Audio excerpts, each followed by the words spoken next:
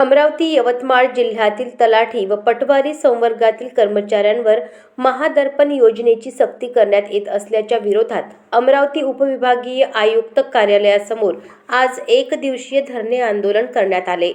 यवतमाळ जिल्हाधिकाऱ्यांकडून ही योजना सक्तीने राबवली जात असल्याचा आरोप आंदोलनकर्त्यांनी केला। क्षेत्रीय अधिकारी म्हणून आमचे कामाचे ठराविक तास नसून 24 तास काम करावे लागत असल्याची तक्रार तलाठी व पटवारी कर्मचाऱ्यांनी यावेळी मांडली।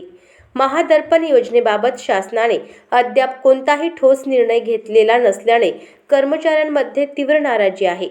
जर शासनाने ही सक्ती तात्काळ मागे घेतली नाही तर दिनांक 27 जानेवारी रोजी विदर्भातील सर्व 11 जिल्ह्यातील ग्राम महसूल अधिकारी अमरावती विभागीय आयुक्त कार्यालयावर भव्य मोर्चा काढतील असा इशारा संघटनेच्या वतीने देण्यात आला आहे। मी बाळकृष्ण गाढवे, केंद्रीय अध्यक्ष विदर्भ पटवारी संघ नागपूर। आज विदर्भ पटवारी संघ नागपूर 2च्या वतीने माननीय विभागीय आयुक्त अमरावती यांचे कार्यालय परिसरात यवतमाळ जिल्ह्यातील ग्राम महसूल अधिकारी यांचे चालू असलेले आंदोलन आणि ग्राम महसूल अधिकारी संवर्गाला जी फेस रीडिंग ॲपची सक्ती होत आहे त्याविरुद्ध आणि जिल्हाधिकारी यवतमाळ यांची जी एकाधिकारशाही वृत्ती आहे त्या वृत्तीचा निषेध म्हणून एकदिवसीय धरणे आंदोलन संपन्न होत आहे।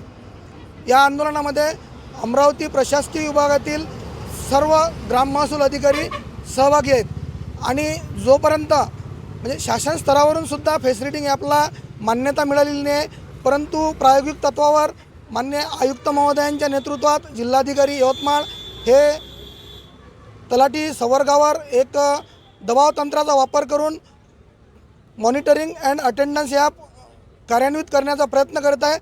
तो कोणत्याही परिस्थितीत क्षेत्रीय कर्मचाऱ्यांना लागू नसल्यामुळे आम्ही डाउनलोड करणार नाही। जर मागण्या पूर्ण झाल्या नाहीत तर आंदोलनाचा आमचा तिसरा टप्पा विभागीय आयुक्त कार्यालयावर विदर्भातील सर्व ग्राम महसूल अधिकारी यांच्या वतीने दिनांक 27 जानेवारीला मोर्चाचं आयोजन करण्यात आलेलं आहे। त्या आंदोलनामध्ये यवतमाळ जिल्ह्यातील सर्व ग्राम महसूल अधिकारी म्हणजे एकूण 800 ग्राम महसूल अधिकारी आणि अमरावती प्रशासकीय विभागातील इतर जिल्ह्यातील सर्व सन्माननीय विदर्भ पटवारी संघाचे पदाधिकारी सहभागी आहेत। अशाच महत्त्वपूर्ण बातम्यांच्या अपडेटसाठी अजिंक्य भारत न्यूजच्या पेजला फॉलो करा आणि सबस्क्राइब करा। Thank you for watching.